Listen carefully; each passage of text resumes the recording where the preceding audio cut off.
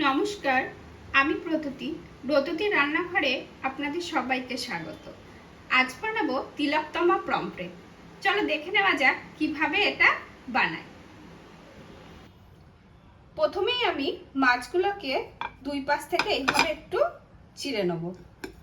এইভাবে চিড়ে নিলে মাছগুলোর ভিতরে মশলাগুলো খুব ভালোভাবে যায়, সেই জন্য মাছগুলো এইভাবে চিড়ে নিতে হবে প্রথমেই। এবার আমি কি করব, মাছগুলোতে একটু পাতিলেবুর রস মিশিয়ে 10 মিনিটের জন্য রেখে দেবো। পাতিলেবুটা মেশানোর জন্য এই মাছের যে আঁশটা গন্ধটা থাকবে সেটা চলে যাবে।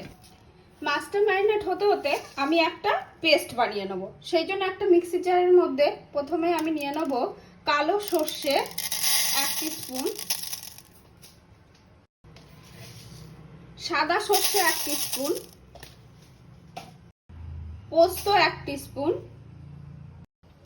আর নেব দুটো কাঁচা লঙ্কা, আর নেব সামান্য একটু নারকেল, আর নেব 2 টেবিল স্পুন সাদা তিল, আর নেব টক দই 2 টেবিল স্পুন। এবার এটাকে ভালো করে একটা পেস্ট বানিয়ে নেব।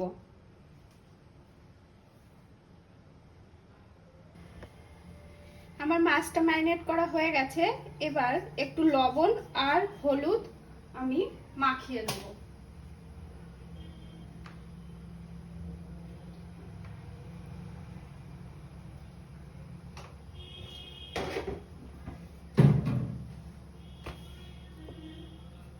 আর দেব সামান্য পরিমাণে একটু সর্ষের তেল।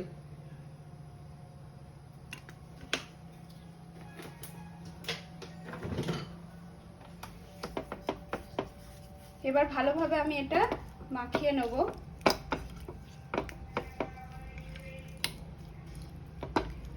এবার একটা প্যান গরম করে আমি মাছগুলো একটু হালকা ভেজে নেব। মাছগুলো খুব বেশি ভাজার দরকার নেই, শুধু এদিক ওদিক একটু সামান্য একটু ভেজে নেব।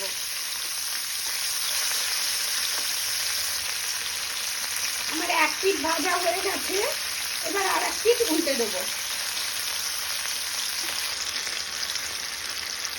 আমার মাছগুলো ভাজা হয়ে গেছে, আমি এবার গ্যাসটা বন্ধ করে দিচ্ছি।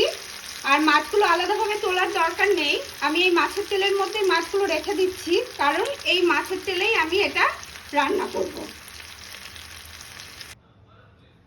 এবার ঢাকনাযুক্ত যে কোনো একটা টিফিন বক্স নিয়ে নিতে হবে। তারপর আমি এর মধ্যে নিয়ে নেব যে পেস্ট বানিয়ে রেখেছিলাম, সেই পেস্টটা নেব, পরিমাণ মতো লবণ নেব, সামান্য পরিমাণে একটু হলুদ, আর একটু কাঁচা সর্ষের তেল। আমি মাছ ভাজার তেলটা এর মধ্যে দিয়ে দেবো, সেই জন্য একটু সামান্য পরিমাণে কাঁচা সর্ষের তেল আমি এর মধ্যে দিয়েছি।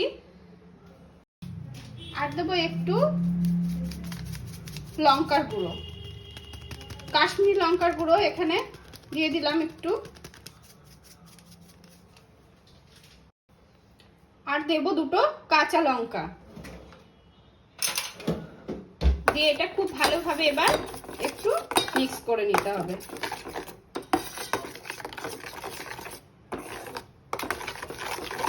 তোমরা অবশ্যই লবণটা একটু চেখে দেখবে, কম বেশি হলে অ্যাড করে নেবে। আমার মশলাটা ভালোভাবে মাখানো হয়ে গেছে, এবার আমি এর মধ্যে দিয়ে দেবো মাছগুলো। একে একে আমি মাছগুলো দিয়ে দেবো।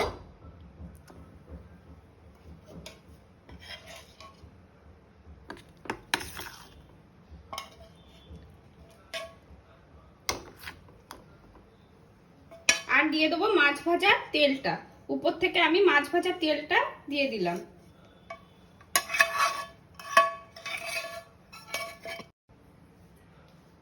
এবার একটা ঢাকনা দিয়ে আমি এটা আটকে দেব। এবার একটা পাত্রে আমি কিছুটা জল গরম করে নিয়েছি, তার মধ্যে টিফিন কৌটোটা আমি বসিয়ে দেবো। অবশ্যই তোমরা জলটা একটু চেক করে দেখবে যেন টিফিন কৌটোর এই ঢাকনার নিচ পর্যন্ত জলটা থাকে, তা না হলে কিন্তু এর মধ্যে জলটা ঢুকে যাবে। তো বন্ধুরা, কেমন লাগলো আমার এই রেসিপিটা অবশ্যই তোমরা কমেন্ট করে জানাবে, আর ভালো লাগলে লাইক করবে, বন্ধুদের সঙ্গে শেয়ার করবে, আর নতুন বন্ধু হলে আমার পাশে থাকবে। আমি 10 থেকে 15 মিনিট মাছটা ভাপিয়ে নিয়েছি, দিয়ে ঢাকনাটা খুলে দিয়েছি। দেখো দেখতে কতটা লোভনীয় হয়েছে। তোমরা অবশ্যই এই মাছটা একবার ট্রাই করে দেখবে কতটা মজাদার খেতে হয়।